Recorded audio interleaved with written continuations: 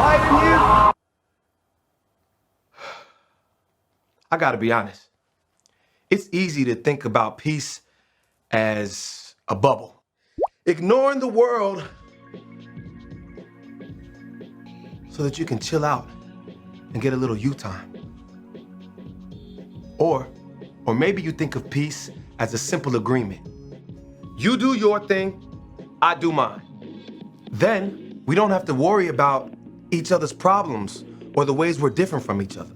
Or you might see peace as a big, grand thing. General, this treaty officially ends all wars. But true peace doesn't look like any of that. True peace is messy. It takes hard work and creativity. It says, how can I listen to you first before I speak? It says, how can I learn what it's like to walk in your shoes before I try to fix it? How can we get creative to find a way through? See, when you do the hard work of making peace, others can see God at work in you. That's why making peace is an amazing way to worship God with your life. Because worship, it's about more than just singing loud. It's all about living loud.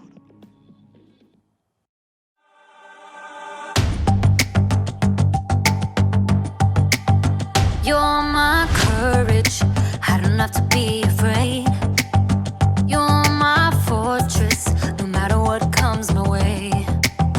You're my treasure forever, yes, we'll be together always.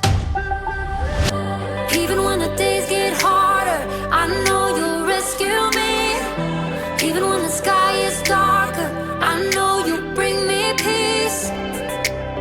You are my strength, you are my savior.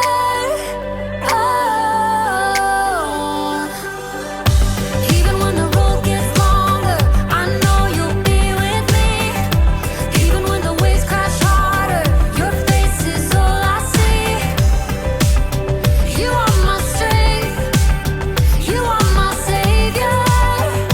Oh. You are with me every single day. Through the darkness, oh, you lead the way.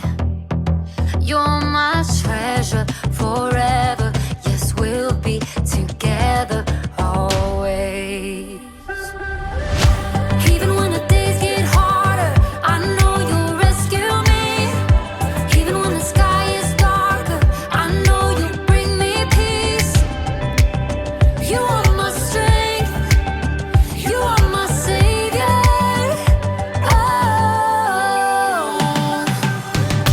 Even when the road gets longer, I know you'll be with me. Even when the waves crash harder, your face is all I see. You are my strength, you are my savior.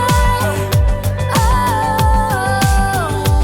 Every time I fall, you pick me up. You fight for me, you overcome. You bring me peace, you give me love. For you I sing, to you I run. I praise your name for all you've done. You are my strength, you are my savior. Ooh. Even when the days get harder, I know you'll rescue me. Even when the sky is darker, I know you'll bring me peace. You are my strength, you are my savior. Oh. Even when the road gets longer, I know you'll be with me. Even when the waves crash harder, your face is all I see. You are my strength, you are my savior.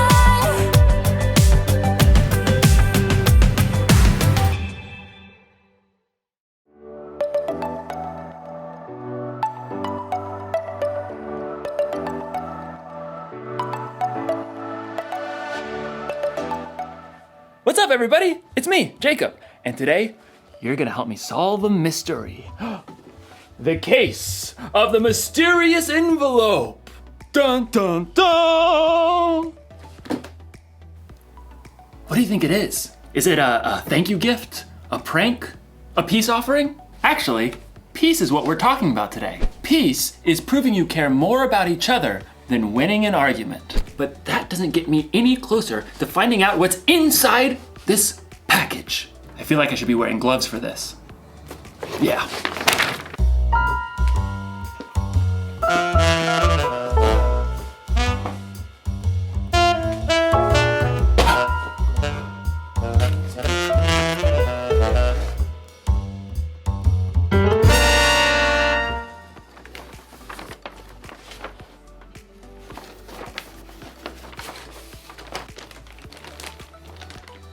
Monkey bridge? What's a monkey bridge? A few twigs and some string, but no instructions.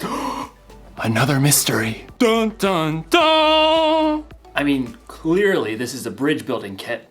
Well, maybe the sticks are the decking? But how do maybe I'm supposed to weave it together. This doesn't make any sense.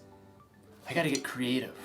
I gotta think outside the box to find a solution. Actually, that's exactly what someone in today's story did. Now, how do you build a monkey bridge? The Bible. It's 66 books of history, stories, letters, and poetry that fit together to form God's one big story. The epic adventure of how He created us and loves us so much that He made a way to rescue us. As we travel through the Bible, from Genesis to Revelation, we discover people who met God and found their lives changed forever. Now, for an amazing story, inspired by the book of 1 Samuel, chapter 25. God had promised David would be king, but for now, King Saul ruled Israel. David lived his life on the run, followed by a group of misfits who had become friends and servants. One day, they arrived in the desert of Paran, near the land of a wealthy man named Nabal, who owned 3,000 sheep. We'll set up camp here, man. At first, Nabal's servants didn't know what to think. Too many strangers around these parts. We've had food and sheep go missing. But David's men were honorable. They didn't try to steal from the shepherds. In fact, David protected Nabal's shepherds from any harm. Stay as long as you like, my friend. About time for sheep shearing, isn't it? Oh, yes. Nabal will hold a grand feast when it's all over. Your men have helped us, so they should share in the celebration. David called for 10 of his men and gave them a message to send to Nabal. On it. David's messengers hurried up the mountain to Nabal's estate and were brought to stand before him. Well, what do you want? Nabal sneered down at the men while he continued to chew on a fine leg of mutton. David says, may you live long, may things go well with you. Continue. He says, I hear that you are clipping the wool off your sheep. When your shepherds were with us, we treated them well and protected them. Now please be kind to my men. Please give us any food you can find for us. Nabal leapt from his seat and hurled the mutton bone across the room. Who is this David? Probably a runaway servant. Why should I give bread and meat to a nobody and his men who come from who knows where? David's men returned to camp and delivered the news. Oh, no, he didn't. Oh, yes, he did. Men, put on your swords. We'll make Nabal wish he hadn't. At no time at all, David and 400 of his men were marching up the mountain to confront Nabal. It seemed there was no stopping a battle. But Nabal's wife, Abigail, was far wiser than her husband. A servant told her what he had done. David sent messengers asking for food, but Nabal shouted and was rude to them. Go on. The whole time we were near them, David's men were good to us. They were like a wall, keeping us safe. You've got to do something now, or terrible trouble will come. There's no time to waste. Abigail quickly directed her servants to gather supplies and put them on donkeys. 200 loaves of bread? Check. 5 sheep, Check. 1 bushel of cooked grain, Check. 100 cakes of raisins, and 200 cakes of figs. Check. And check. Well, you go on ahead. I'll follow. The donkeys, loaded with good food, started down the mountain. Abigail got on her donkey and followed. From the valley, David and his men were approaching. Everything we've done has been worthless. I watched over this fellow's property, but he's paid me back evil for good. We'll wipe him out.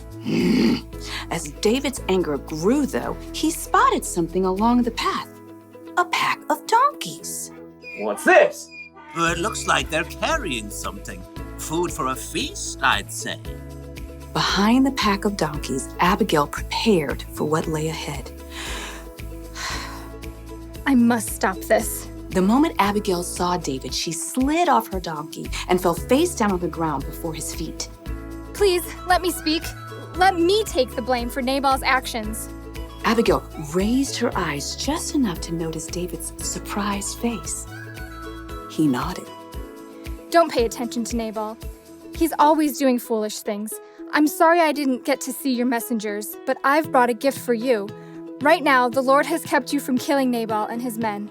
Let the Lord deal with your enemies. Abigail rose to her feet. David and his men listened, surprised by the strength of her message. You fight the Lord's battles, so he will give your family line a kingdom that will last. He'll make you ruler of Israel. And when he does, you won't have a heavy load on your mind about killing people with no reason. The Lord will give you success. When that happens, please remember me. Abigail took a deep breath and waited. David smiled. Give praise to the Lord. He sent you to find me. May he bless you for this. You have kept me from using my own hands to get even. David's men unloaded the food that Abigail had brought. Go home in peace. I'll do what you have asked. Abigail made her way back up the hillside to her home. She had chosen to humble herself and do the hard yet creative work of making peace.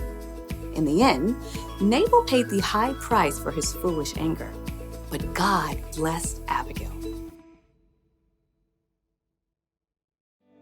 The fight between Nabal and David wasn't Abigail's problem, but she didn't use that as an excuse.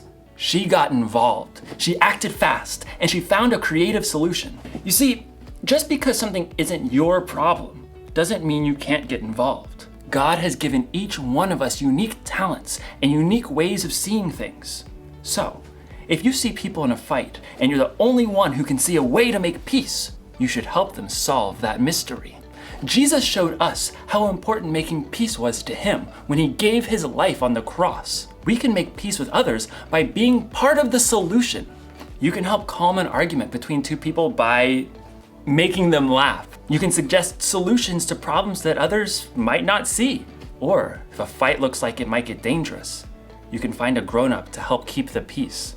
The one thing to remember today is this: you can show you care about others by being part of the solution. So this week, be on the lookout for creative ways to build bridges between people in your small part of the world. I'm gonna have to get pretty creative myself. Here's what the bridge is supposed to look like. Mystery solved. You know, if that bridge was full-sized, I could cross an entire canyon on that one thin little rope.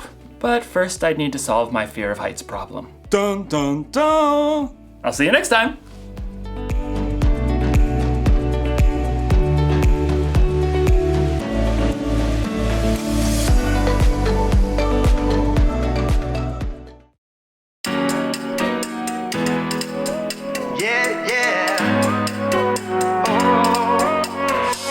I know someone who makes me happy. I know someone who makes me dance. He's the reason my feet are moving. He's the reason I'm gonna lift my hands and clap, clap, clap to the sound.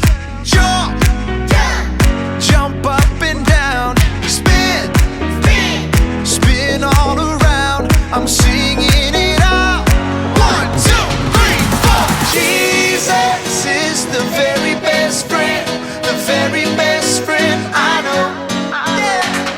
Jesus is the very best friend.